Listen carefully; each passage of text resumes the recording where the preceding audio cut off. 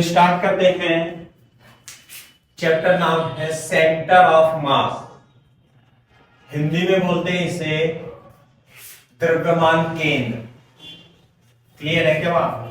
Centre of मास बहुत ही अच्छा topic है ना, मैकेनिक्स का। और इसका मतलब एप्लीकेशन तो बहुत ज्यादा प्रैक्टिकल लाइफ में भी होता है, डेली यूज में भी। वो जब आप चैप्टर को पढ़ोगे तो पता लग जाएगा। दूसरा, इसके क्वेश्चन भी खूब आते हैं, है ना। जेईई मेंस में एडवांस में क्वेश्चन फुल आते हैं। रोटेशनल मोशन जो हम पढ़ेंगे उसका बेसिक स्टार्टिंग है, ये आप समझ सकते हो। क्लियर है क्या बात? हाँ। तो सेंटर ऑफ मास, जैसे इसके नाम से ही पता लग रहा है कि मास का सेंटर यानी कि द्रव्यमान का केंद्र। केंद्र मतलब सेंटर, वो पॉइंट जहां पर सारा का सारा मास एज्यूम कर सकते हो, कॉन्सेंट्रेट एज्यूम कर सकते हो, तो सेंटर ऑफ मास कहलाता है। जैसे मैं आपसे पूछूं, पहले मैं इसकी डेफिनेशन लिख देता हूं, है ना। सेंटर ऑफ मास की डेफिनेशन है ना, सीएम, सेंटर ऑफ मास की डेफिनेशन जो होगी वो आप लिख लो पहले, है ना। It is a point outside or on the body, on the body where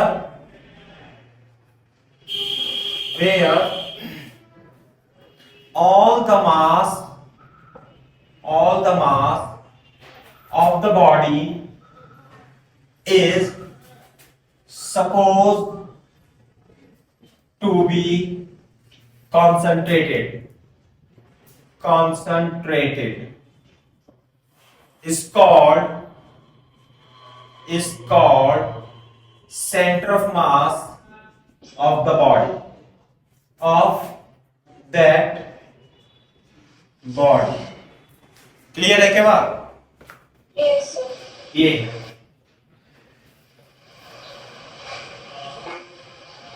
centre mass of the body.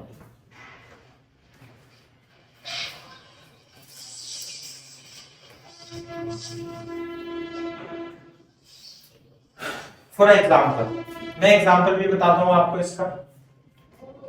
जैसे मान लिया डिस्क है, डिस्क को अपन ऐसे बनाते हैं, डिस्क, ये डिस्क है। डिस्क जैसे ऐसे होती है ना, डिस्क ये है। Yes. और ये मान लिया रिंग है, रिंग तो ऐसे होती है, रिंग ऐसे होगी। This the disc and this the ring. तो इसका सेंटर ऑफ मास जो होगा बिल्कुल बीच में होगा, यहां पर होगा। सारा का सारा मास आप इसके पॉइंट पे मान सकते हो। जबकि रिंग है तो ये जो सेंटर ऑफ मास है, सेंटर ऑफ मास जो पॉइंट है, it is on the body के ऊपर है। जबकि रिंग में इसके सेंटर पे ये जो पॉइंट है, ये सेंटर ऑफ मास का पॉइंट है। लेकिन सेंटर ऑफ मास जो पॉइंट है, it is not on the body के बाहर है, not out of the body, ऐसे लिख लेंगे, out of the body. Clear है क्या बात? तो जो सेंटर ऑफ मास होता है वो बॉडी के ऊपर भी हो सकता है, बॉडी के बाहर भी हो सकता है। जैसे मैं लिख लेना अभी आप, जैसे मैं कुछ सिमेट्रिकल बॉडीज का सेंटर ऑफ मास मैं आपको बताता हूं। सिमेट्रिकल बॉडीज जैसे रिंग और डिस्क तो हो ही गई एग्जांपल। जैसे आप ले लो सॉलिड स्पेयर को हम गोला बना करके ऐसे बनाते हैं, तो इसका सेंटर ऑफ मास कहां होगा? बीच में होगा सॉलिड स्पेयर का, Yes. है ना। सॉलिड स्पेयर, होलो का मतलब जैसे फुटबॉल, तो फुटबॉल का जो सेंटर ऑफ मास होगा वो बीच में होगा, है ना। जैसे मान लिया मैं ले लेता हूं आपका रेक्टेंगुलर प्लेट, इसे आप लैमिना भी बोल सकते हैं, जो इसका टेक्निकल टर्म है उसे लैमिना बोलते हैं। रेक्टेंगुलर प्लेट कैसी होती है बेटा? रेक्टेंगुलर प्लेट आप ऐसे समझ लो कि जैसे किताब है ना, ये किताब है जैसे, तो रेक्टेंगल लेमिना है ना, तो इसका सेंटर ऑफ मास कहां होगा, इसके बिल्कुल बीच में, है ना। तो मैं इसका चित्र बनाता हूं, रेक्टेंगुलर लेमिना का मैं डायग्राम बना देता हूं लाइक दिस, है ना। तो इसका जो सेंटर ऑफ मास होगा वो बिल्कुल बीच में होगा, है ना। और भी रेक्टेंगुलर लेमिना है, स्क्वायर प्लेट, इस तरीके से जो सेंटर ऑफ मास दिखाया मैंने सिमेट्रिकल बॉडी का, वो बिल्कुल बीच में दिखाया इस तरीके से, ये कोई भी बता सकता है। जैसे ह्यूमन बॉडी का सेंटर ऑफ मास कहां पर होता है, ह्यूमन बॉडी का सेंटर ऑफ मास उसकी नाभि में होता है, क्लियर है क्या बात, नाभि पे होता है ना। यदि आप देखो, आप इसे देखो, जैसे ये तो मैंने एग्जांपल बता दिया, फोर्थ एग्जांपल बताता हूं मैं, ये है आप रॉड ऑफ लेंथ एल, जैसे रॉड है तो इसका सेंटर ऑफ मास क्या होगा, बीच में होगा। तो यदि आप इस रोड को इसके सेंटर ऑफ मास से ऐसे करके लगाओगे, ऐसे करके स्टेबल करने की कोशिश करोगे तो बीच में टिक जाएगी, जबकि इस पॉइंट से तो गिर जाएगी, तो इसका सेंटर ऑफ मास रॉड का हो गया। इसी तरीके से यदि आप ह्यूमन बॉडी को उसकी नाभि से लटका करके ऐसे खड़ा कर दोगे, जैसे खेल में भी करते हैं बच्चे, है ना, सर्कस में करते हैं, तो बिल्कुल वो स्टेबल इक्विलिब्रियम में रह सकता है। तो सेंटर ऑफ मास वो पॉइंट होता है जहां पर किसी बॉडी का सारा मास कंसंट्रेट होता है। वो पॉइंट बॉडी के ऊपर हो सकता है, बॉडी के बाहर भी हो सकता है। Yes. कॉपी कर लो। हाँ जी सर। ओके, तो ये सेंटर ऑफ मास होता है। तो सॉलिड बॉडी का सेंटर ऑफ मास मैंने बता दिया। तो सॉलिड बॉडी का जैसे मान लिया ये रॉड था, है ना, अब ये रॉड है, मैं एक एग्जांपल और लिख देता हूं इसमें कि अगर जो मान लिया रॉड इस तरीके से है, ऐसे करके, ये सिमेट्रिक नहीं है, मान लिया ये तो अनसिमेट्रिक है, तो आप इसका सेंटर मास, ये लेंथ L3 मान लिया, तो इसका जो सेंटर मास यहां था, तो इसका जो सेंटर मास होगा वो बाहरी की तरफ हो जाएगा थोड़ा, जहां हैवी होगी, जहां पे मतलब जिधर मास ज्यादा होगा वो बॉडी हाँ उधर हो जाएगी। तो ये हम कैलकुलेशन में करेंगे, क्लियर है क्या बात, Yes.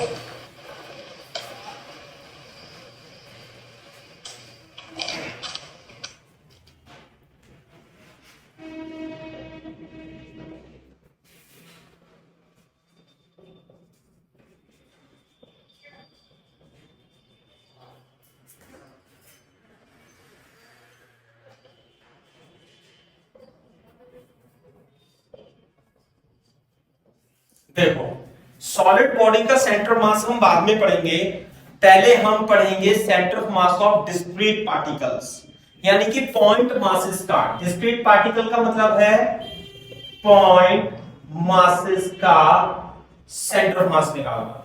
बात समझ में आ गई बात, Yes, sir. हाँ। तो इसके लिए मैं आपको फॉर्मूला बता देता हूं। देखो जैसे मान लिया हमारे पास ये एक्स एक्सिस वाई एक्सिस है, मान लिया कई सारे पार्टिकल हैं, जैसे M1 और M2 है, अभी लिखना मत आप, तो ये M1 M2 है और दोनों के बीच में डिस्टेंस कुछ है, तो इसका सेंटर ऑफ मास क्या होगा, इन दोनों लाइन को ज्वाइन, जैसे एक काम करो, इधर देखो एग्जांपल से रफ में लिख लेना आप, ये 2 kg है और इनका डिस्टेंस है 2 मीटर, तो जो सेंटर ऑफ मास होगा इन दोनों बॉडी का मिला करके वो इसके जस्ट बीच में होगा सेंटर ऑफ मास, यहाँ पे, Yes. है ना। जैसे मान लिया आप इसे मासलेस स्ट्रिंग रस्सी से, मासलेस रॉड से कनेक्ट करा और यहाँ पे आप इसे बैलेंस करने की कोशिश करोगे तो ये बिल्कुल स्टेबल में आएगा, सही है बात। लेकिन अगर जो मैं इसे 4 kg कर दूं तो सेंटर ऑफ मास 4 kg वाले की तरफ शिफ्ट हो जाएगा, क्लियर है क्या बात। Yes, sir. अब यहाँ पे स्टेबल इक्विलिब्रियम बन जाएगा, क्लियर है, ऐसा कर लिया। अच्छा ये तो हो गया 2 पॉइंट मासेस के लिए। अगर जो मान लिया एक पॉइंट मास यहां पर है, मान लिया M3, ऐसे करके, चलो इसे आप ऐसे कर ले, M3 यहां पर है, तो अब जो सेंटर ऑफ मास होगा वो इसके बीच में आ जाएगा कहीं पे, ऐसे करके, हाँ. है ना। तो देखो अगर जो मान लिया इसका पोजीशन वेक्टर r1 है, इसका पोजीशन वेक्टर r2 है और इसका पोजीशन वेक्टर r3 है और ऐसे ही बहुत सारे पॉइंट मासेस हैं, तो जो सेंटर ऑफ मास होगा, सेंटर ऑफ मास, तो उसका जो पोजीशन वेक्टर होगा RCM के लिए, सेंटर ऑफ मास यहीं कहीं बीच में होगा, तो उसके लिए हमारे पास फॉर्मूला है। क्या फॉर्मूला है? What is R1? बेटा R1 क्या है? Position vector of M1। R2 क्या है? Position vector of M2 and so on, position vector of M3 and so on. Clear है क्या बात? What is RCM? Is the position vector of centre of mass. Clear है क्या बात? अच्छा, तो जो RCM का फॉर्मूला है, इसका हमें डेरिवेशन नहीं करना, डायरेक्ट यूज करना है। RCM is equal to M1 R1 M2 R2 M3 R3। Clear है क्या बात? Divided by M1 plus M2 plus M3। बात समझ में आ रही है? Yes, sir. ये है पोजीशन वेक्टर, कॉपी करो इसे।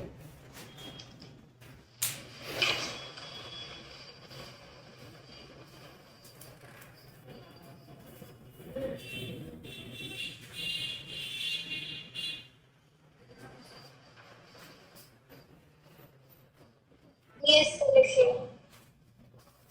ओके, तो बोर्ड पे देखो अभी एक बार, हम इसे और सिंपलीफाई कर सकते हैं, है ना? जैसे मान लिया पोजीशन वेक्टर जो R1 होगा वो होगा, जैसे इसके कोऑर्डिनेट क्या है भाई M1 के, x1 y1 z1, M2 के क्या है x2 y2 z2, है ना? M3 के होंगे x3 y3 z3 and so on. तो R1 होगा x1 i cap, y1 j cap, z1 k cap, R2 vector होगा x2 i cap, y2 j cap, z2 k cap and so on. तो जो RCM होगा बेटा, RCM ध्यान से देखो, जो सेंटर ऑफ मास होगा उसके कोऑर्डिनेट में XCM, YCM और ZCM ले लेता हूं। बात समझ में आई?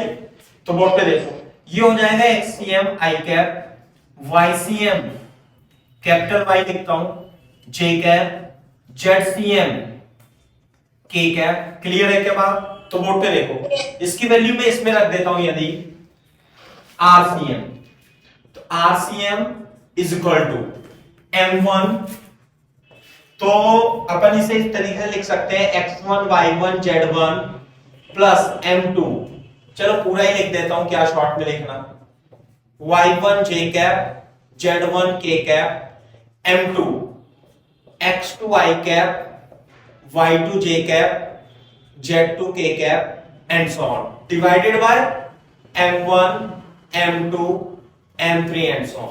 तो बोर्ड पे देखो, यहां पे हो जाएगा M1 x1, है ना, M1 x1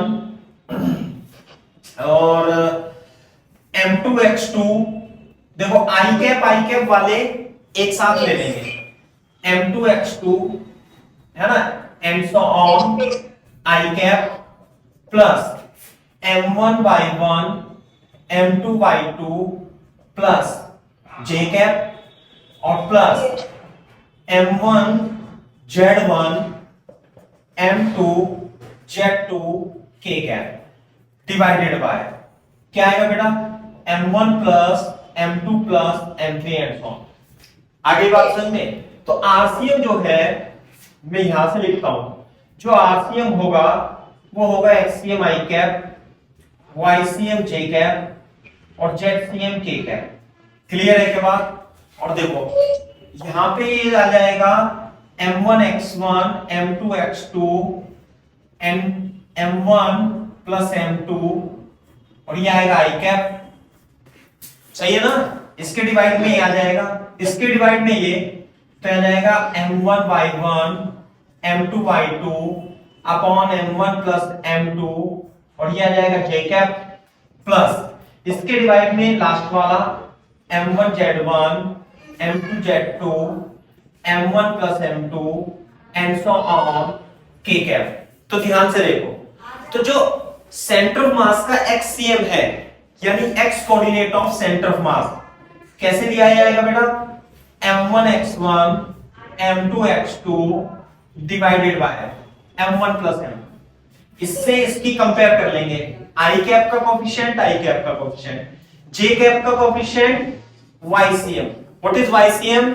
is the y coordinate of centre of mass and it is equal to m2y2 and so on m1 plus m। Similarly ZCM is ZCM k cap का coefficient ZCM और इधर k cap का coefficient Z1 Z2 M1 M2 है ना, और इसे कर देंगे ब्रैकेट। तो ये फॉर्मूला बन गया। तो XCM YCM ZCM, XCM है x coordinate of centre of mass, YCM है y कोऑर्डिनेट और ZCM है z कोऑर्डिनेट। तो यदि आपको x1 y1 x2 y2 की फॉर्म में दिया हो तो आप XCM YCM ZCM इन फॉर्मूलों से निकालोगे।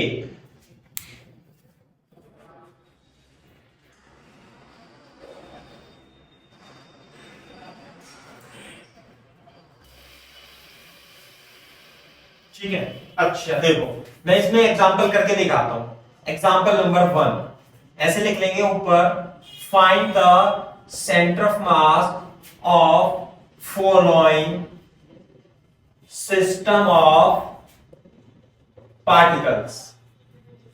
सिस्टम ऑफ पार्टिकल्स, जैसे पहला वेरी स्मॉल एग्जांपल मैं लेता हूं, ये है 2 kg और ये है 4 kg। वैसे तो और इसके बीच के डिस्टेंस 2 मीटर मान लेते हैं अपन। वैसे तो अगर ये 2 kg और 2 kg होता तो आप सेंटर ऑफ मास बिना देखे सॉल्व कर देते कि 1 मीटर इधर और बिल्कुल मिड में आएगा। लेकिन अब ये 4 kg और ये 2 kg है, तो सेंटर ऑफ मास ये तो हमें पता है कि 4 kg के पास आएगा, लेकिन कितना पास आएगा ये नहीं पता। तो इसका हम सॉल्यूशन कैसे करेंगे? बोर्ड पे देखो एक बार, हम क्या मानेंगे, ये तो 2 ही पॉइंट मास है तो हम इसे एक्स एक्सिस पे रख लेंगे। तो एक मास को हम ओरिजिन पे रखेंगे 2 kg वाले को, और 4 kg वाले को एक्स एक्सिस पे रखेंगे। तो बोर्ड पे देखो ये 2 मीटर की डिस्टेंस पे है, इसे वाई एक्सिस मान लेते हैं। एक्स एक्सिस वाई एक्सिस दिया नहीं है हमें, लेकिन हम मान लेंगे है ना कि एक्स एक्सिस पे रखे हुए हैं। तो क्या आप मेरे को 2 kg का कोऑर्डिनेट बता सकते हो? और इसके कोऑर्डिनेट ठीक है, तो इसमें Z1 Z2 तो है ही नहीं, तो ये हो जाएगा इसमें x1 y1 और ये हो जाएगा x2 y2। क्लियर है के बाद? तो सेंटर ऑफ मास का जो कोऑर्डिनेट होगा XCM 0 होगा, ये तो हमें पता है क्योंकि YCM 0 ही आएगा। चलो आप मान लिया, इसे YCM भी मान लो। तो देखो तो XCM का जो फॉर्मूला होगा इसे मैं m1 मान लूंगा, इसे m2 मान लूंगा। तो m1x1 plus m2x2 divided by m1 plus m2। तो m1 कितना है 2, x1 कितना है, सोचे साइन आप 0, m2 है 4 और x2 है 2 डिवाइडेड बाय 2 प्लस 4। तो ये हो जाएगा 8/4, कितना हो गया ये 2 प्लस 4 या 6, यानी 4/3 मीटर। और अगर जो YCM की बात करोगे ना तो YCM 0 ही आना है, लेकिन मैं दिखा देता हूं, जैसे m1 y1 m2 y2 m1 plus m2। तो m1 तो है 2 और y1 है 0, m2 है 4 into 0, 2 plus 4 is equal to 0। तो XCM YCM जो आएगा वो 4/3, 0 ऐसे करके आएगा। तो बोर्ड पे देखो एक बार, तो ये जो 2 और 4 kg का मास रखा हुआ था, तो जो सेंटर ऑफ मास है वो यहां से, तो ये पता लग गई ना हमें, तो ये XCM ही तो होगा, ये XCM होगा। तो ये जो आया ये 4/3 मीटर आया। तो 2 kg से डिस्टेंस इसकी 4/3 मीटर होगी। और अगर जो आप 4 kg से निकालना चाहते हो x डैश,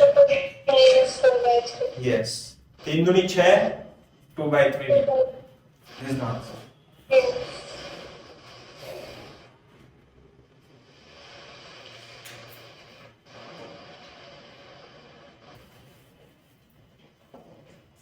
ठीक है, तो अब हम दूसरा एग्जांपल करते हैं हम, है ना। फॉर एग्जांपल वही आपको फाइंड सेंटर ऑफ मास, है ना, एक्ससीएम ही निकालना है मान लिया, और ये मान लिया हमारे पास 3 पॉइंट मासेस है, और ये मान लिया हमारे पास 2 मीटर की डिस्टेंस है, ये 1 मीटर की डिस्टेंस है, यहाँ 2 kg रखा हुआ है, यहाँ 4 kg रखा हुआ है, और यहाँ 6 kg रखा हुआ है। तो इसका सेंटर ऑफ मास निकालना है। तो हम क्या करेंगे, अपन इस सिस्टम को एक्स एक्सिस पे रख देंगे, क्योंकि लाइन में है अभी तो ये। तो 2 kg यहाँ पे, 4 kg यहाँ पर, और 6 kg यहाँ पर। तो ये डिस्टेंस है 2 मीटर, और ये डिस्टेंस है 1 मीटर। तो ये तो y एक्सिस हो गया। तो इसमें YCM तो 0 ही आएगा, है ना, लेकिन हमें पता नहीं कि XCM कितना होगा। तो इसके कोऑर्डिनेट तो 0 0 2, 0। इसके कोऑर्डिनेट कितने होंगे साइना? 3, 0। तो XCM ये हो जाएगा x1 y1, x2 y2, and this is x3 y3। लगा लेंगे, ये हो जाएगा m1, ये हो जाएगा m2, और इसे मैं साफ कर देता हूं, ये हो जाएगा m3।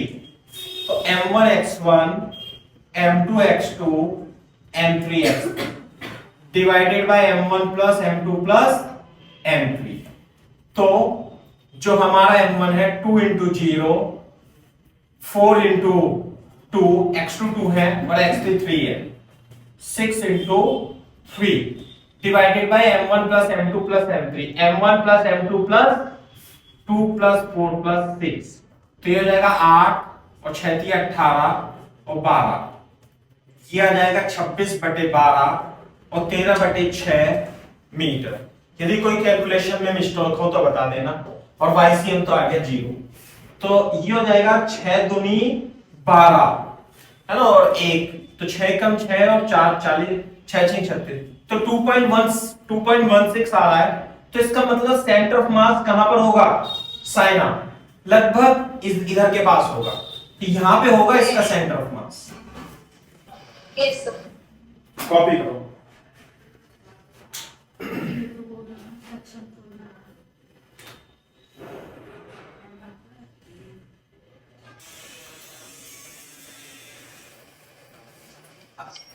अभी तो क्या था कि एक ही लाइन में थे, अब हम एक्स वाई प्लेन में रखते हैं। तो देखो क्वेश्चन देखो, for example find एक्ससीएम and YCM, या सिंपल वो ये भी कह सकता है कि find the coordinate of centre mass of the following system of point masses. मैं इतना बड़ा लिख नहीं रहा हूं, वो कोई इतनी बड़ी बात नहीं है, आप समझ जाओगे।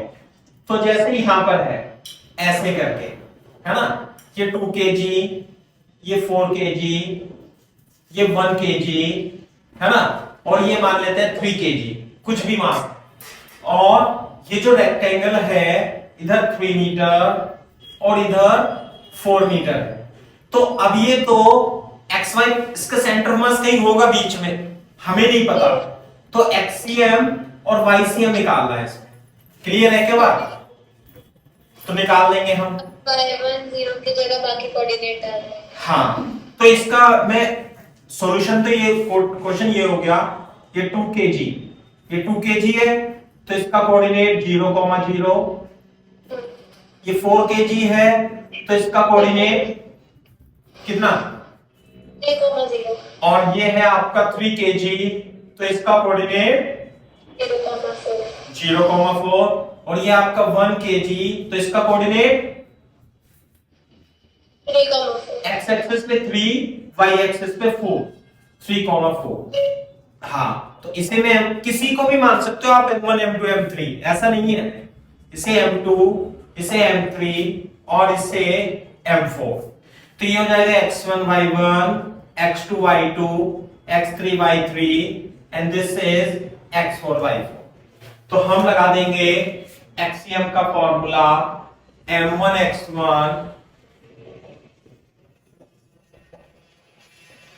डिवाइडेड बाय मैं रख देता हूं फटाफट तेजी से। 2 4 1 x3 m4 3 into 0 x4 sorry ये आपका x4 y4 2 plus 4 plus 1 plus 3 तो कितना हो जाएगा बेटा ये 4 3 12 12 और 3 15 बटे 6 और 4 10 तो 3 बटे 2 1.5 similarly YCM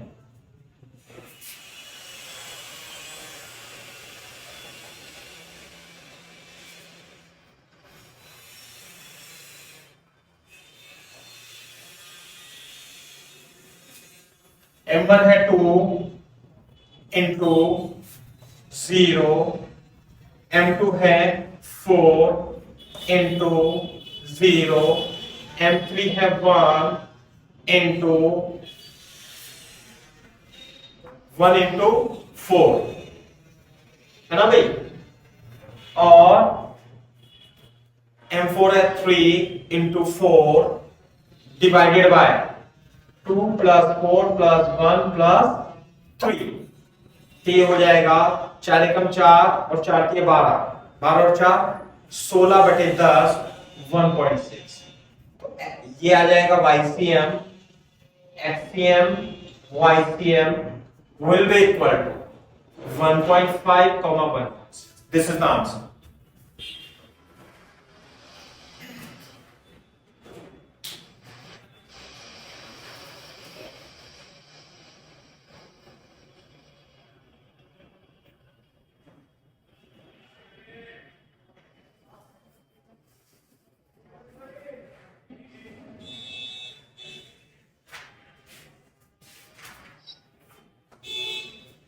Yes, sir. Clear है क्या बात साफ कर दूं हाँ जी सर।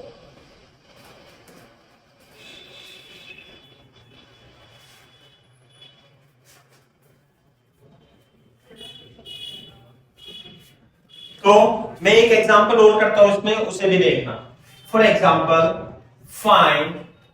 फाइंड XCM YCM है ना तो हमारे पास ये x एक्सिस y एक्सिस और ये एक इक्विलेटरल ट्रायंगल है मान लिया है ना O A B यहां पे रखा है 2 kg यहां पे रखा हुआ है 2 kg और यहां पे मान लिया रखा हुआ है 4 kg क्लियर है क्या बात और ये जो है ये 3 मान लेते हैं ये 2 मीटर ये भी 2 मीटर और ये भी 2 मीटर ऐसे करके बात समझ में आ रही है नहीं Yes. तो देखो ये हो जाएगा XCM YCM and it is like this दोबारा से बनाना पड़ेगा हमें तो ये हो जाएगा हमारा ये 2 kg इसे मैं M1 मान लेता हूं इस 2 kg को भी M2 मान लेता हूं और इस 4 kg को भी M3 मान लेता हूं सही है इसके जो कोऑर्डिनेट होंगे ये तो 0 0 होंगे और इस वाले के कोऑर्डिनेट 2, 0 होंगे तो आप मेरे को M3 के कोऑर्डिनेट निकाल के दिखा दो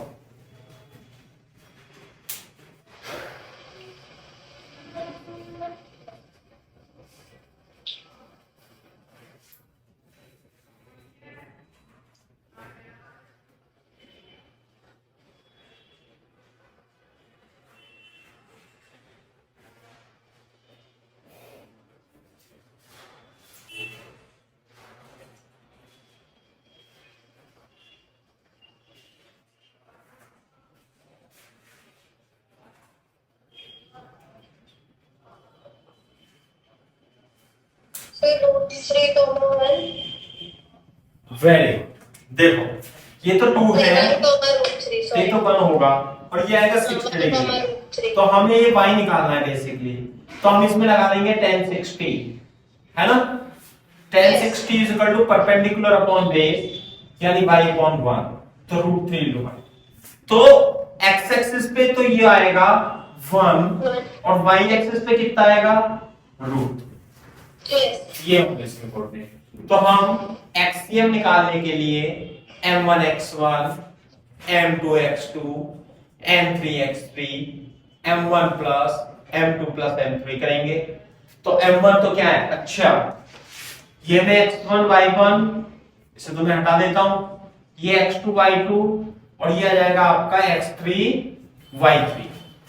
तो 2 इंटू 0 प्लस और ये हो जाएगा 2 इंटू 2 प्लस m3 कितना 4 into 1 divided by 2 plus 2 plus 4 is equal to 8 upon 8 is equal to 1 metre. वो तो आना ही था भाई, इसका सेंटर ऑफ मास यहीं पे आना है, बिल्कुल इसी लाइन पे, क्योंकि सिमेट्रिक हो गया ना ये। 4 केजी के इधर इधर बराबर है, बस y की दिक्कत है, y कितना लेके। तो जो YCM आएगा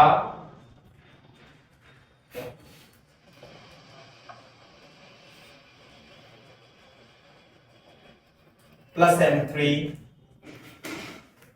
2 इंटू 0 2 इंटू 0 और ये आएगा 4 into root 3 divided by 2 plus 2 plus 4 root 3 divided by 8 और रूट 3 बाय 2। क्लियर है क्या बात? ये आ गया।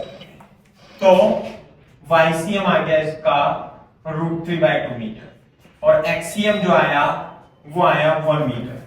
तो यहां पर होगा, तो जो इसका सेंटर ऑफ मास होगा वो इसके coordinate 1 comma centre mass coordinate 1 comma root 3 by 2।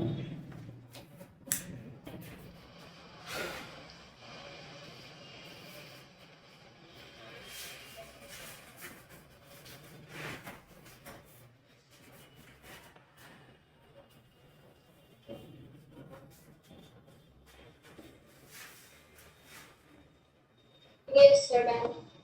सही है क्या बात? Hmm. ये साफ कर देता हूं इसे।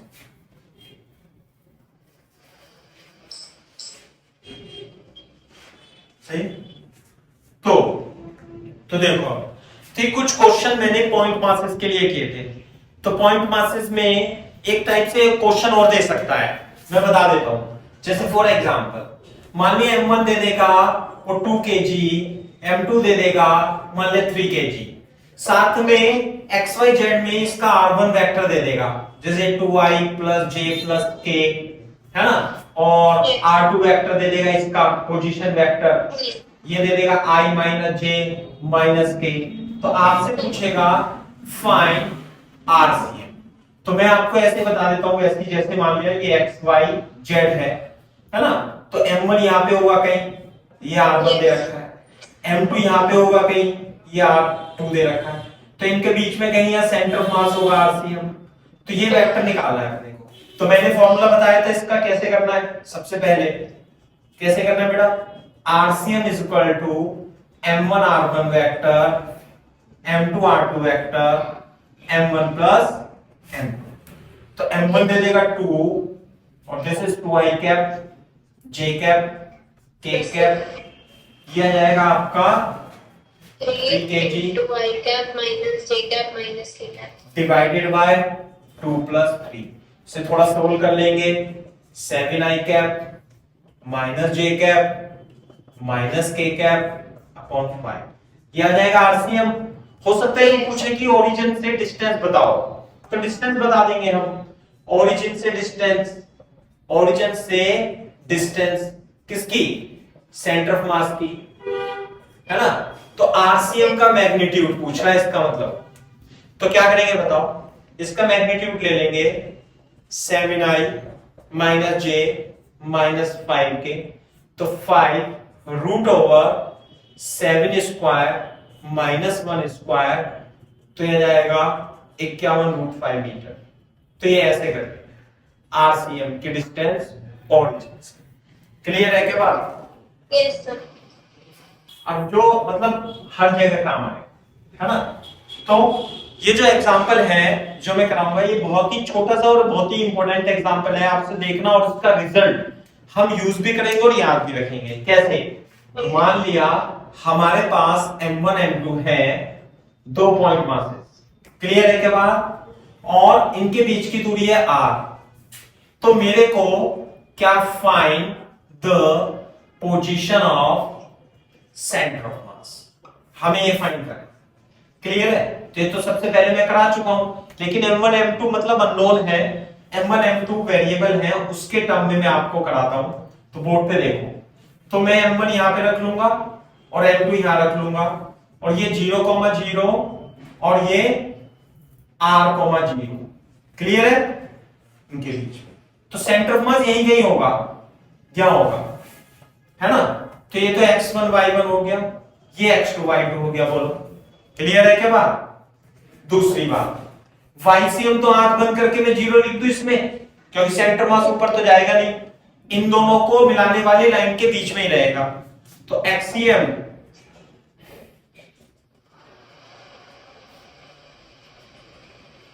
बोलो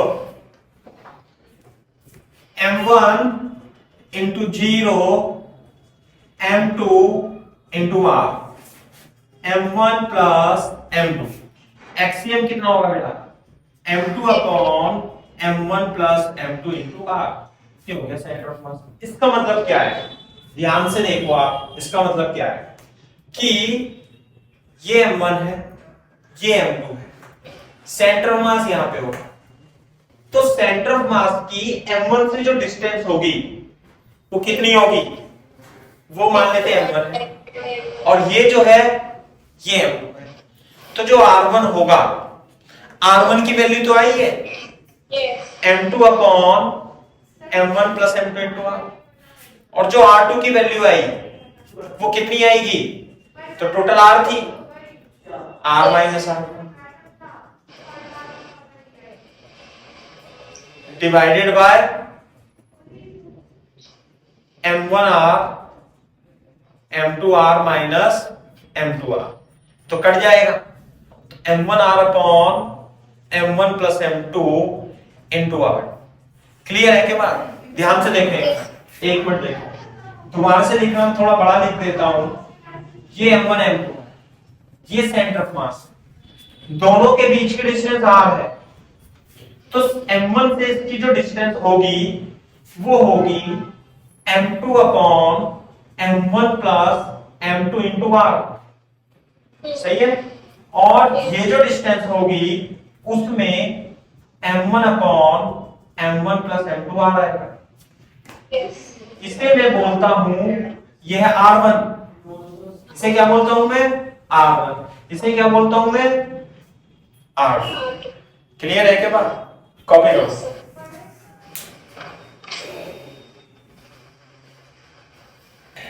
क्या कि आप इसमें देखोगे ये R1 और R2 है ना?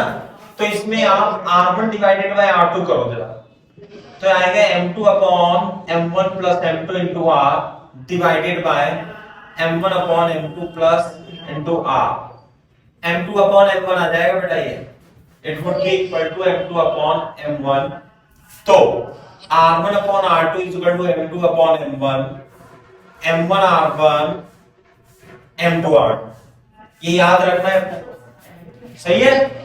और ये सेंटर मास था, ये R1 थी, ये R2 था, तो R तो ये था, ये M1 था, एक तो ये इक्वेशन याद रखनी है, M1 R1 is equal to M2 R2, दूसरा R1 plus R2 is equal to R होता है, इसे यूज करना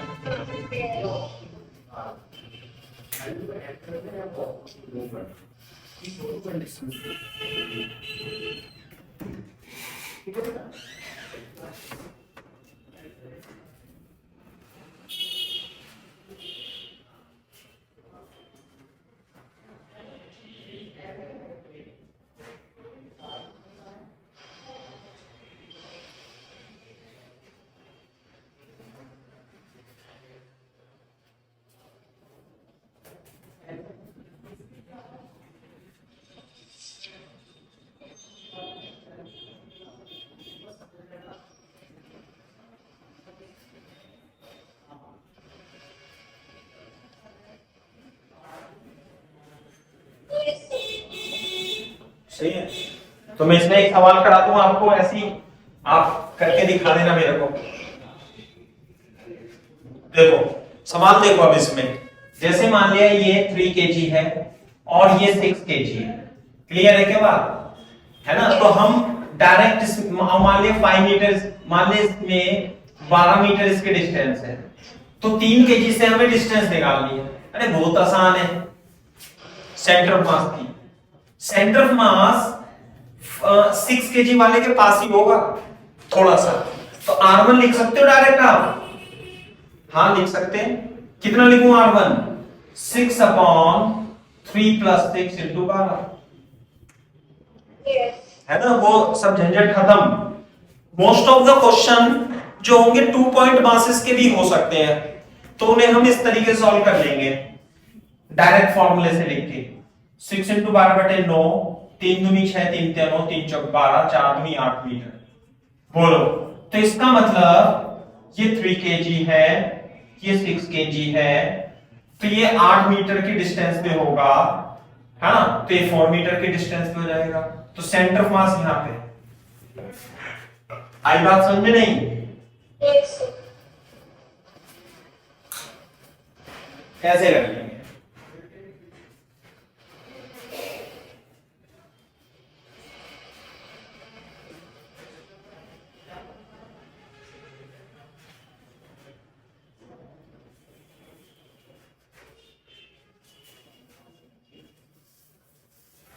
Yes. ओके ओके,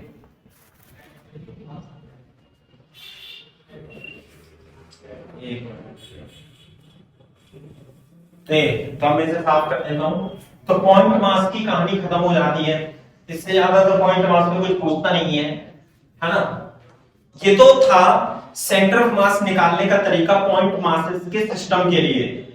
अब बॉडी तो होती है पॉइंट मास की जगह, ये सॉलिड होती है, तो सॉलिड बॉडी के लिए हम सेंटर ऑफ मास कैसे निकालेंगे वो मैं डिस्कस करता हूं, है ना। तो लिख लो, देखो फॉर एग्जांपल, सॉरी कॉन्सेप्ट डालो, centre of mass of A continuous body, continuous mass distribution, है ना। मास जो है डिस्क्रीट नहीं है, वो कंटिन्यूअस रखा हुआ, क्लियर है क्या बात। तो Yes. जैसे मैं डायरेक्ट फॉर्मूले लिख देता हूं, जो एक्सीएम आएगा x into dm divided by dm, ycm का जो फॉर्मूला होगा y into dm divided by dm, और zcm का जो फॉर्मूला होगा z into dm divided by dm, ऐसे फॉर्मूला। क्लियर है क्या बात? Yes. फॉर्मूला लिख लो, अभी मैं इसे बताता हूं इसे कैसे अप्लाई करना है।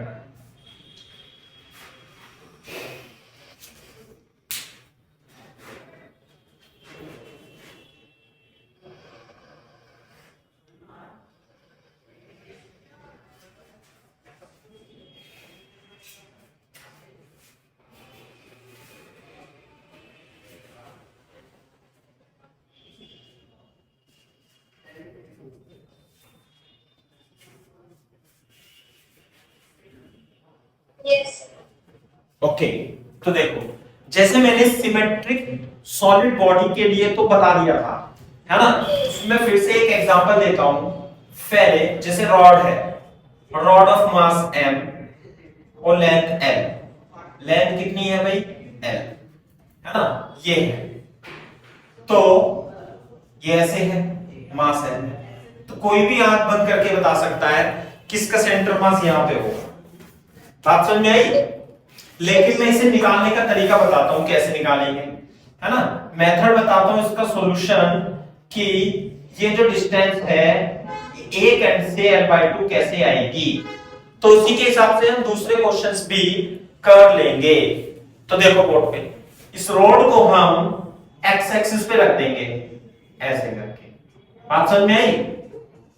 तो अब एक्सियम निकालने का फॉर्मूला जो होता है xdm/dm होता है। दूसरा आप क्या करोगे, x डिस्टेंस पे dx एलिमेंट पर, और इसका मास कितना होगा भाई, dm मास।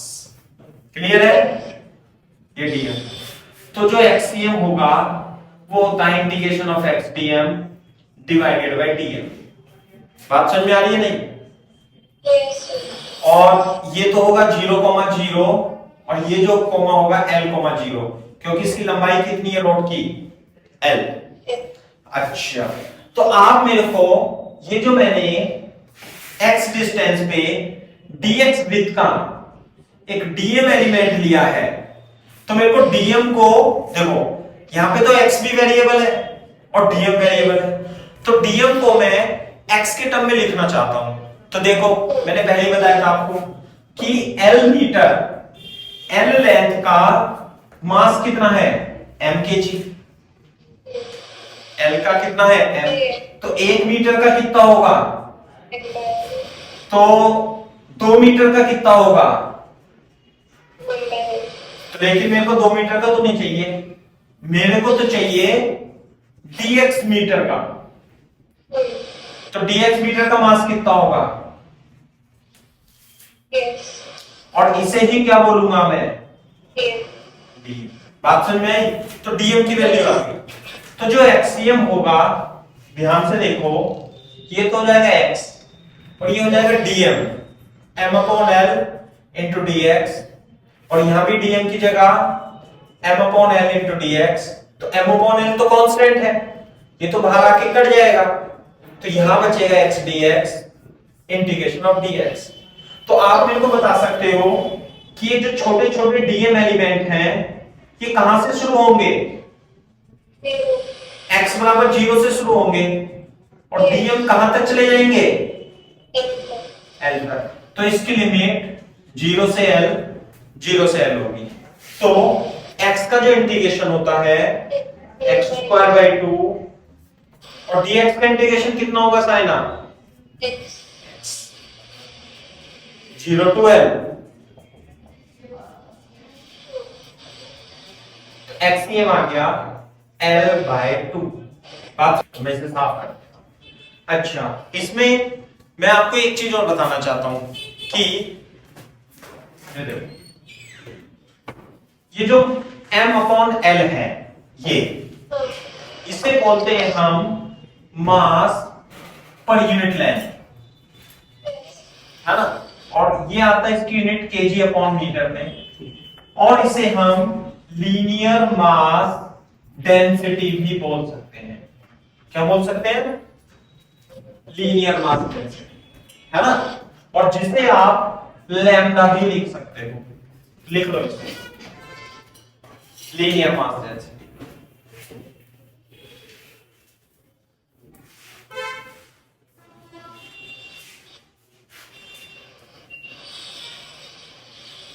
साफ कर दूं? Yes. तो लीनियर मास डेंसिटी लैम्डा को रिप्रेजेंट करते हैं। तो मैं आपको कुछ बता देता हूं, कुछ टर्म बता देता हूं। Linear mass density, linear mass density को हम लैम्डा से रिप्रेजेंट करते हैं, और ये होती है kg/मीटर में। इसका मतलब ये होता है कि 1 मीटर लेंथ का मास लैम्डा kg है। क्लियर है बात? दूसरा होता है सरफेस मास डेंसिटी, जिसे हम सिग्मा से रिप्रेजेंट करते हैं, और उसकी यूनिट होती है kg/मीटर²। ये तो हम यूज करते हैं कब, जब मास लेंथ पर डिस्ट्रीब्यूटेड हो। ये हम यूज करेंगे कब, जब मास एरिया पर डिस्ट्रीब्यूटेड हो। और इसका मतलब ये होता है कि 1 मीटर स्क्वायर एरिया का मास सिग्मा kg है। बात समझ में आई? जब मास, when mass is distributed over surface area। Clear है क्या बात? और इसे तब यूज करते हैं when mass is distributed over length of the rod। जैसे देखो, ये है, ये दो प्लेट दिखा, है बेटा, दो प्लेट दिख रहे थे। अच्छा अच्छा, अब वो प्लेट हाँ ठीक है। जैसे मान लिया प्लेट है, ये रेक्टेंगल प्लेट है ऐसे करके, Yes. है ना। तो इस रेक्टेंगुलर प्लेट का जो प्रॉपर्टी होगी, ये मास तो सरफेस में डिस्ट्रीब्यूटेड है, तो sigma KG per metre square होगी इसकी प्रॉपर्टी। जबकि अगर जो कोई रॉड है ऐसे करके, लेंथ एल की, मास एम की, तो इसकी जो प्रॉपर्टी होगी वो lambda KG per metre cube होगी। लेकिन इसके साथ साथ में जो मास है वो वॉल्यूम पर भी डिस्ट्रीब्यूटेड हो सकता है। बात समझ में आई? तो उसके लिए होगा वॉल्यूम मास डेंसिटी, और वॉल्यूम मास डेंसिटी को हम रो यानी केजी पर मीटर क्यूब से रिप्रेजेंट करते हैं। और इसका मतलब होता है 1 मीटर क्यूब का मास, 1 मीटर क्यूब वॉल्यूम का मास रो केजी है। और ये तब यूज करते हैं जब mass is distributed over volume. Clear है क्या बात? Yes. जैसे एक क्यूब है या क्यूबॉइड है, तो इसमें जो मास है वो ठूस ठूस के इसके वॉल्यूम में भरा हुआ है। इसमें जो मास है इसकी सरफेस पे भरा हुआ है, और इसमें जो मास है उसकी लेंथ पे रखा हुआ है। ये बात सर ये रोड वाले का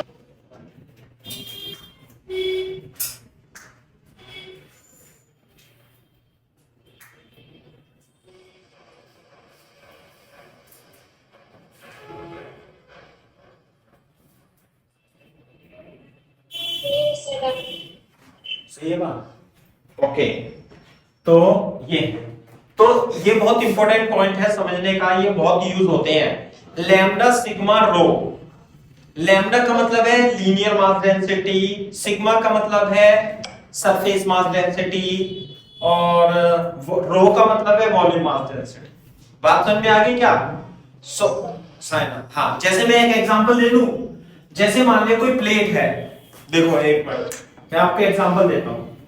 जैसे मान लिया ये बुक है, देखो ये बुक है ऐसे, तो ये मोटी है, Yes. तो इसमें जो मास डिस्ट्रीब्यूटेड है वो लाइन पे डिस्ट्रीब्यूटेड है या एरिया पे डिस्ट्रीब्यूटेड है? एरिया पे। और जैसे मान लिया नॉट्स है ये, तो इस पे भी मास जो है वो एरिया पे डिस्ट्रीब्यूटेड है। Yes. अब ये देखो, इन दोनों में सरफेस मास डेंसिटी यानी कि 1 मीटर स्क्वायर में मास किसका ज्यादा होगा? बुक का ज्यादा होगा, है ना। Yes. तो इसकी सरफेस मास डेंसिटी ज्यादा है, यानी कि 1 मीटर स्क्वायर में इसका ज्यादा मास है, इसका कम है। बात समझ में आई? और इसी तरीके से यदि ये मैं पेन ले लूं, पेन, और एक ये तो मार्कर है, और यदि एक छोटा पेन ले लूं, छोटा पेन, तो इसमें जो मास डिस्ट्रीब्यूटेड होगा वो लेंथ पे होगा, तो इसलिए इसकी आएगी लीनियर मास डेंसिटी।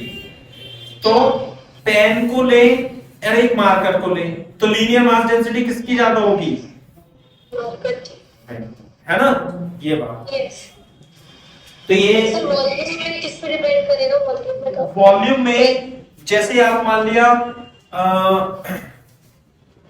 जैसे ये इतना सारा आइटम ले लो आप, इसे ऐसे करके यू, तो इसका जो मास है, इसका जो मास डिस्ट्रीब्यूटेड है वो वॉल्यूम में डिस्ट्रीब्यूटेड है। ओके, है ना, ये बात। ठीक है। तो इस तरीके से है। जैसे स्पेयर है, मान लीजिए स्पेयर है, सॉलिड स्पेयर, तो उसका डिस्ट्रीब्यूटेड होगा, है ना। ठीक। तो इसे समझना है।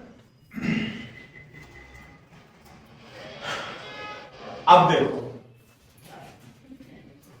तो मैं एग्जांपल कराता हूं एक लीनियर मास डेंसिटी का, है ना। फॉर एग्जांपल, जैसे आपने बहुत आसानी से बता दिया मेरे को, वैसे तो मैंने सॉल्व करना भी सिखाया कि इसका जो सेंटर मास होगा वो बीच में होगा, सही है। लेकिन अब की बार ये जो रॉड है, ये रॉड इसकी जो लीनियर मास डेंसिटी थी, यूनिफॉर्म लीनियर मास डेंसिटी जो थी, यानी m/l मास पर यूनिट लेंथ, वो यूनिफॉर्म लीनियर मास डेंसिटी थी। हाँ। Mass density. क्लियर है क्या बात? यानी कि कहीं पे भी इस रॉड के इक्वल लेंथ पर इक्वल मास डिस्ट्रीब्यूटेड था, लेकिन अगर जो रॉड ऐसी हो जाएगी, मान लिया कि यहां पे तो छोटी है फिर आगे बढ़ती जा रही है तो इधर भारी होती जा रही है, तो इसका जो सेंटर मास आएगा क्या बीच में आएगा? इधर की साइड आएगा, हैवी की साइड। तो इसकी जो लीनियर मास डेंसिटी है ये मान लिया हमारी एक्स एक्सिस पे रखी है, और लीनियर मास डेंसिटी इसकी दे रखी है, linear mass density is lambda is equal to a plus bx। यानी कि जैसे जैसे x बढ़ रहा है उसकी लीनियर मास डेंसिटी भी बढ़ रही है। तो फाइंड, इसकी लेंथ l है रॉड की, है ना, find position of centre of मास। आगे क्या बात समझ में? Yes. कॉपी करो इसे।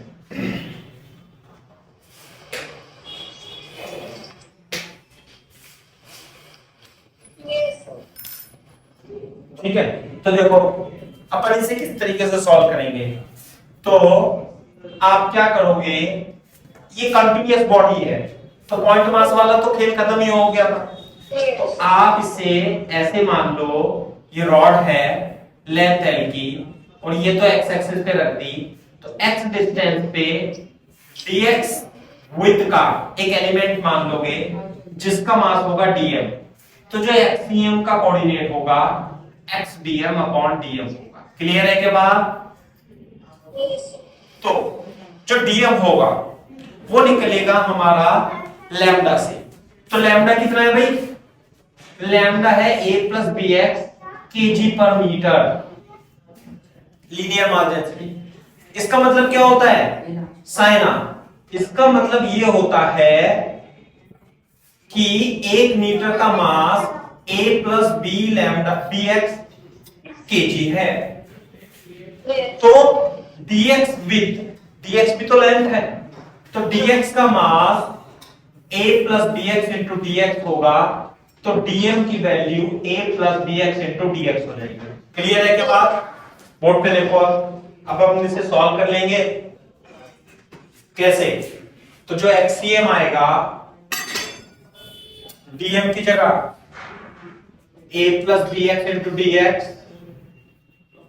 a plus b x into dx, और x की वैल्यू बता सकते हो लिमिट 0 से लेके l, 0 से लेके l, 0 से लेके l। तो ये हो जाएगा ax plus b x square dx 0 से लेके l।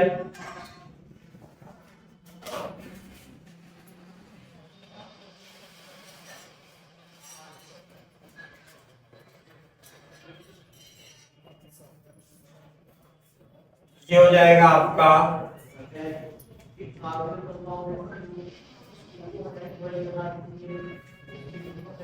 और ये आ जाएगा आपका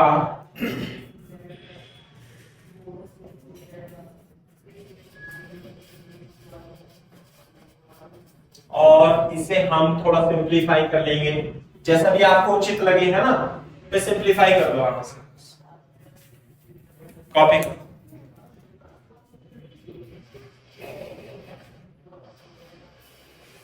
ठीक है, अच्छा अब मैं कुछ और आपको एग्जांपल बताता हूं। जैसे सिमेट्रिक बॉडी के लिए, सिमेट्रिक बॉडीज के लिए, है ना, जैसे ये मान लिया स्फीयर था तो इसका सेंटर ऑफ मास यहां मान लिया, और ये डिस्क है मान लिया, ये डिस्क है तो सेंटर ऑफ मास यहां पे, और ये रेक्टेंगुलर प्लेट है इसका सेंटर ऑफ मास यहां पे, मान लिया रॉड है इसका सेंटर ऑफ मास यहां पे, ऐसे करके मान लिया था।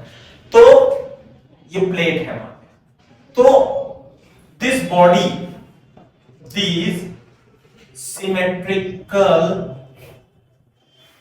bodies can be replaced by point mass placed at their center। यदि मैं इस डिस्क को लूं तो इसकी जगह में एक मास m की डिस्क है तो मैं इस मास m को लिख सकता हूं। मान लीजिए m1 का मास है ऐसे, तो इसकी जगह में मैं केवल m1 लिख सकता हूं और इसकी जगह में मान लीजिए m2 है तो m2 लिख सकता हूं। ऐसे रिप्लेस कर देंगे हम जब हम सॉल्व करेंगे।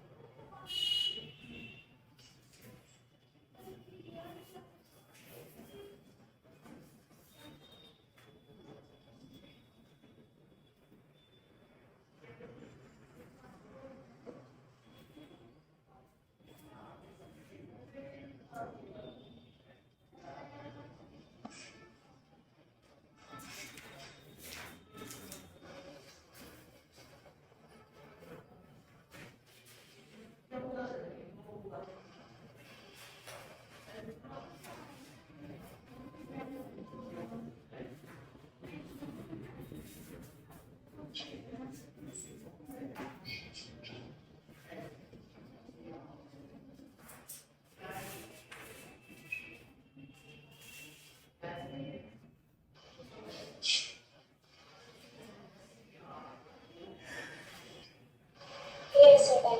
ठीक है, तो देखो अब इनका एप्लीकेशन कैसे करेंगे अपन क्वेश्चन करते हैं। ठीक है, तो देखो मैंने बताया आपको कि सिमेट्रिक बॉडीज को उनके सेंटर पे मास लगा करके उसे पॉइंट मास की तरह, जैसे सॉलिड बॉडी तो होती है तो उसे हम पॉइंट मास की तरह मान सकते हैं। ठीक है, तो जैसे मैं बताता हूं आपको, फॉर एग्जाम्पल लिखो find the centre of mass of following solid body, है ना, फाइंड सॉलिड बॉडी। तो कैसी सॉलिड बॉडी है पता है आपको? सॉलिड बॉडी इस तरीके से रखी हुई है, एल शेप की, following L shape solid body, है ना, ये वाई एक्सिस है मान लिया, ये हमारी एक्सिस। तो सॉलिड बॉडी ये है, आई बात समझ में? और Yes. इसकी लेंथ ऐसे दे रखी है, ये तो ए है, ये भी ए है, और ये भी ए है, और ये भी ए है ना। और L shape solid body made of uniform plate,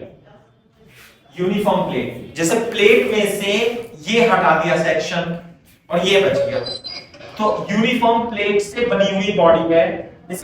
हो गया साइना? हाँ जी। ठीक है, तो देखो मैं इसका सॉल्यूशन करता हूं किस तरीके से आप करोगे। तो ये तो क्वेश्चन हो गया, इसे तो एज इट इज लिखा रहने देना। आप क्या करोगे, y axis x axis, this is like this, है ना। तो ये मान लीजिए स्क्वायर बन गए, 3 स्क्वायर बन गए, तो Yes. सेम मटेरियल के हैं, तो इस स्क्वायर का पॉइंट, इस स्क्वायर का जो मास होगा वो यहाँ पे होगा, इसका यहाँ पे होगा, इसका यहाँ पे। तो यानी कि अब आपके पास 3 पॉइंट मास है, समझे ना, बॉडी नहीं है, 3 पॉइंट मास है। तो हाँ, तो इन पॉइंट मासेस के आप कोऑर्डिनेट लिख लो। तो इसका कोऑर्डिनेट बता सकते हो, ये तो टोटल ए था, ये हो जाएगा a/2, और ये भी ए था, और आधा हो जाएगा a/2। तो इसका कोऑर्डिनेट होगा a/2,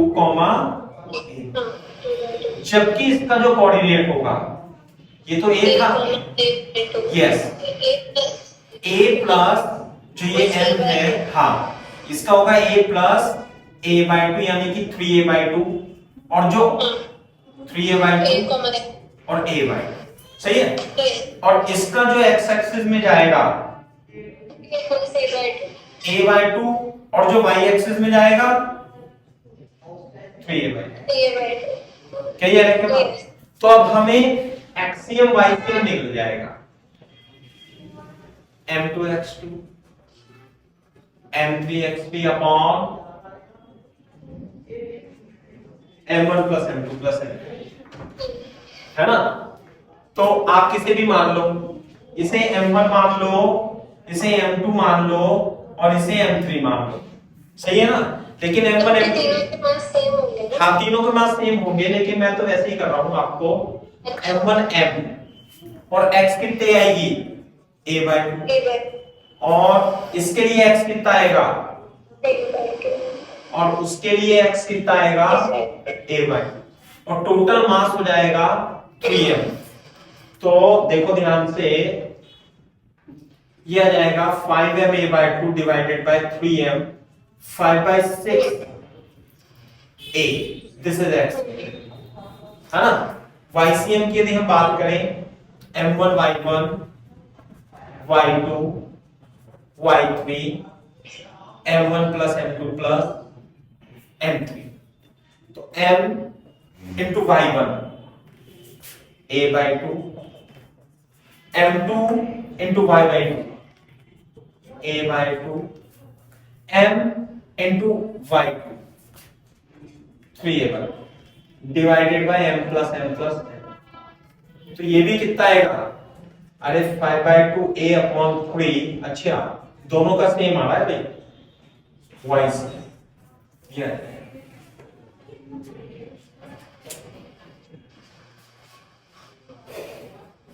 है ना।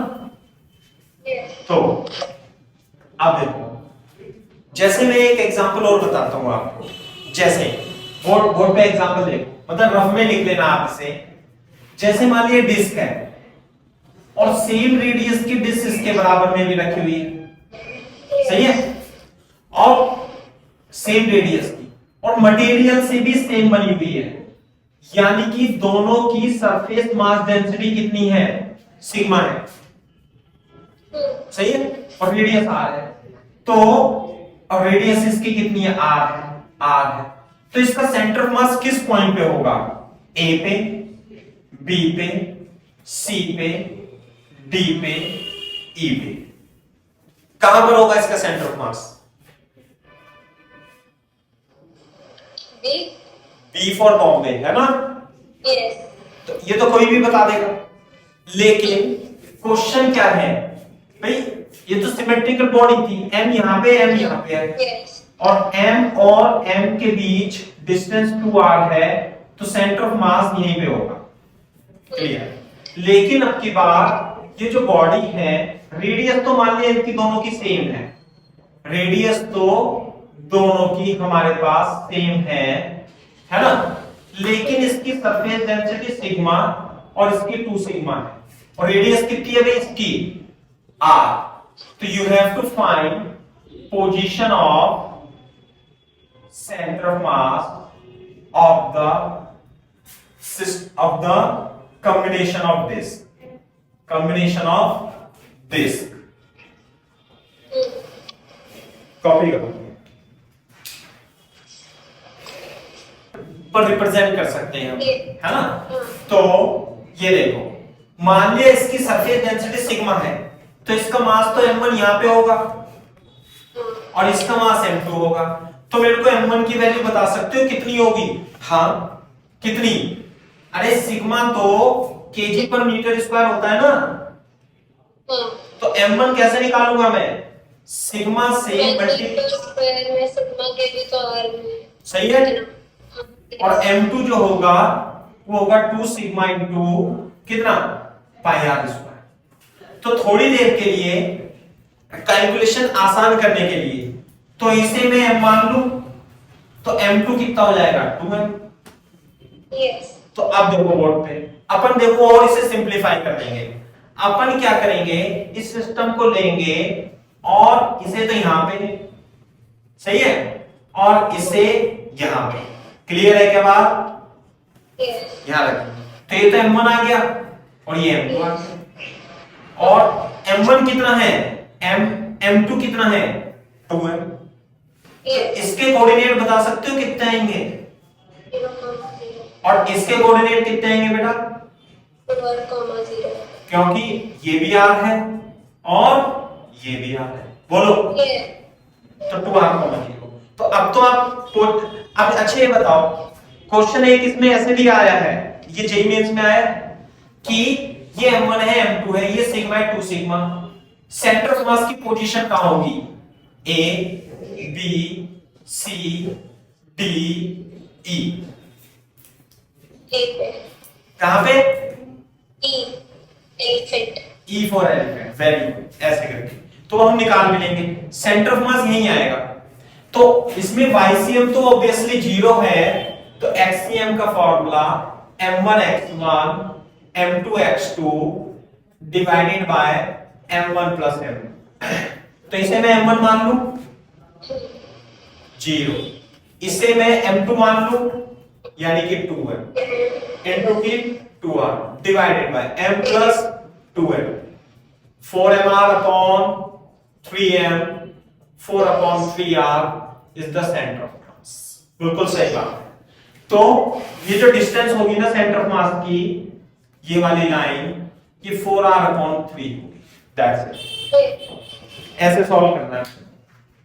चेंज कर देता हूं, जैसे कि मान लिया for example find position of centre of mass of following system of following system of, है ना, फॉलोइंग सिस्टम। जैसे मान लिया ये डिस्क है और यहां पे ये स्क्वायर प्लेट है। ये क्या है भाई? डिस्क, और ये क्या है? Square plate. क्लियर है के बाद? और ध्यान दो ये ऐसे है डायमेंशन, सही है बात? और डिस्क है, क्लियर है बात? और पोजीशन ऑफ सेंटर मास निकालनी है। Assume disc and square plate are made of same material से बनी हुई है। इसका मतलब ये है, क्या मतलब है साइन है इनका, कि दोनों की surface mass density are same. बात समझ में आ रही है नहीं? यस। कॉपी करो।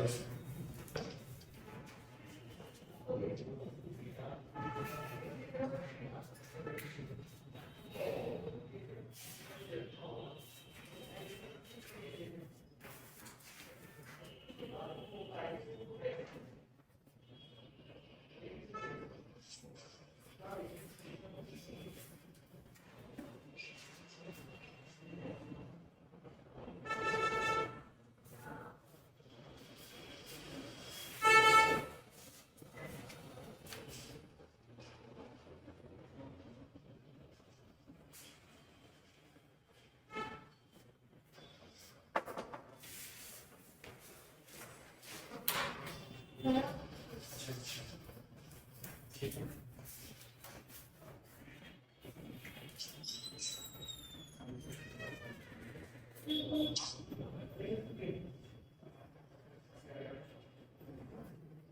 यस।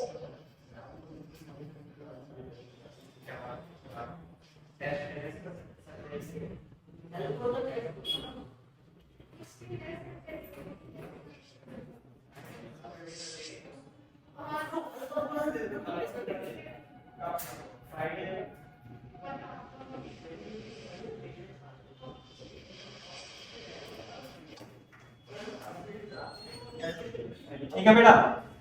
तो देखो कैसे करते हैं। मैंने आपको बताया कि हम सॉलिड बॉडी को उसके सेंटर से सिमेट्रिक बॉडी के पॉइंट मास से रिप्लेस कर सकते हैं। तो इसमें सिग्मा दी नहीं है, तो हम अपनी तरफ से इसकी सरफेस डेंसिटी मान लेंगे कि सेम प्लेट से मिलकर के बनी है। जैसे टीन की शेप होती है ना, टीन से हम काट करके एक डिस्क बना दिए, स्क्वायर बना दिया। तो बोर्ड पे देखो, तो क्या मेरे को आप m1 बता सकते हो? हाँ, sigma into pi r square. Radius, चलो मान लो उसने उसकी रेडियस दे रखी है, गिवन है। और m2 बता सकते हो? हाँ, सिग्मा इंटू ये कितना है बताना बेटा, ये कितना होगा? ये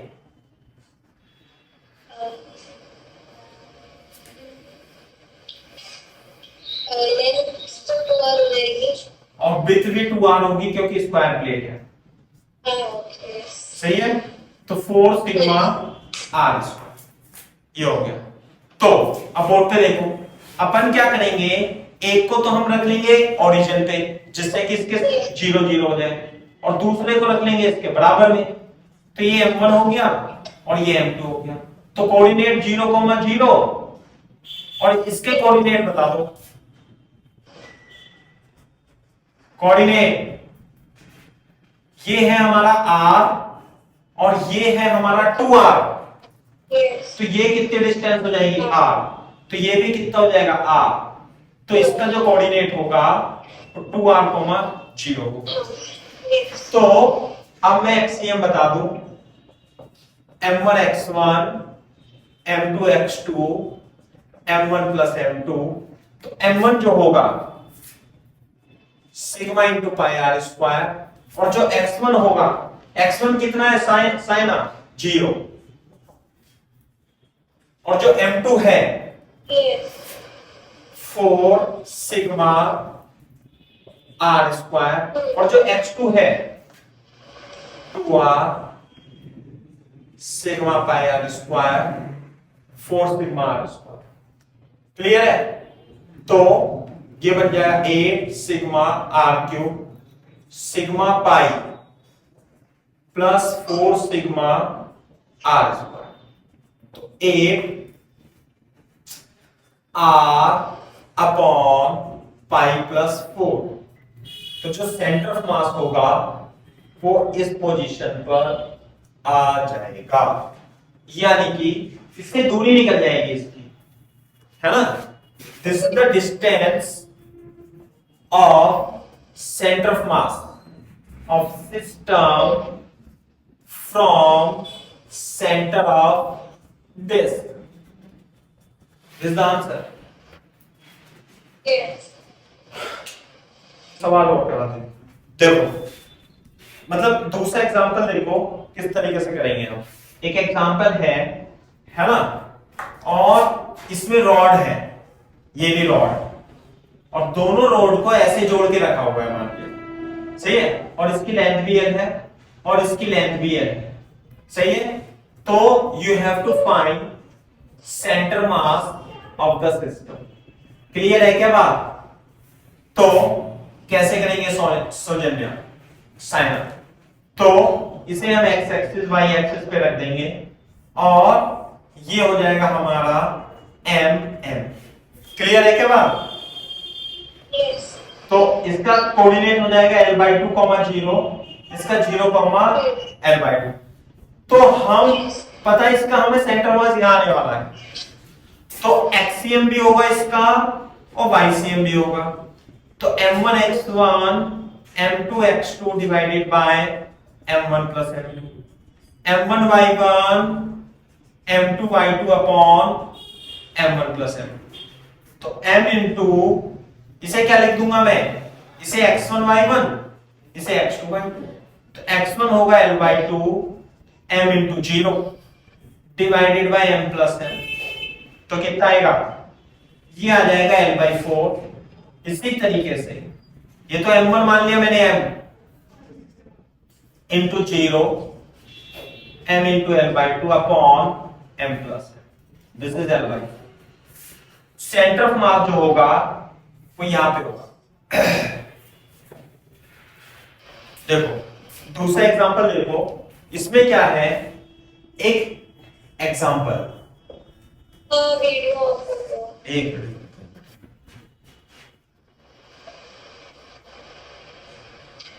ओके। तो इस एग्जांपल में देखना आप, इसमें क्या है, हमारे पास एक रिंग है, सही है बात, और इस रिंग की रेडियस है r, और उसी एक ये किसी वायर से बनी हुई है रिंग, वायर से बनती है रिंग तो, और एक कोड भी है, और ये a और b। तो हमें इस रिंग और इस रोड का सिस्टम का सेंटर ऑफ मास निकालना है। Find centre of mass of system of rod AB and ring as shown in figure made of same material से बनी हुई है ना। ये निकाल। तो बोर्ड पे देखो, ये है, कॉपी करो इसे।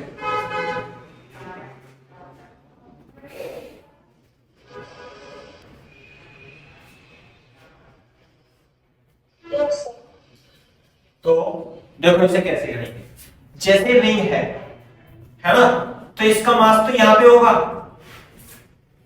और ये रॉड है तो इसका मास यहां पे होगा। इसे मैं m1 लिख लूं और इसे मैं m2 लिख लूं। तो वैसे तो सेंटर ऑफ मास मेरे को पता है, इस वाली लाइन पे आने वाला है, सही है बात। तो पहले मेरे को m1 बताओ। तो जो m1 होगा, m1 वो, ये तो linear charge density, linear mass density wire से बनी हुई है, तो लैम्डा इंटू 2 पाई आर हो जाएगा। ओके। और ये जो इस रॉड का मास होगा वो linear mass density into length, और लेंथ कितनी होगी भाई इसकी, ये आर है, ये आर है, आर रूट 2। तो m1 m2 तो हमें पता लग गए, सही है। तो m1 का कोऑर्डिनेट तो 0,0 है, और m2 का कोऑर्डिनेट कैसे बताओगे, ये डिस्टेंस, ये वैसे तो सिमेट्री से बता देंगे, ये r/2 होगा और ये r/2, तो इसका कोऑर्डिनेट r/2, r/2 होगा। बात समझ में आ रही है क्या? Yes sir. तो ये तो हो जाएगा x1 y1, ये हो जाएगा x2 y2। तो हम इसमें एक्सियम लगा देंगे, m1 x1, m2 x2, m1 plus m2। तो m1 तो हो जाएगा आपका, m1 तो है ही कितना, लैम्डा इंटू 2 पाई आर, और x1 हो जाएगा 0 प्लस m2 है लैम्डा आर रूट 2, और जो x2 होगा वो हो जाएगा r/2 divided by 2 pi are. तो ये हो जाएगा आपका लैम्डा आर स्क्वायर, और ये हो जाएगा 1/√2 divided by lambda r common लेके 2 पाई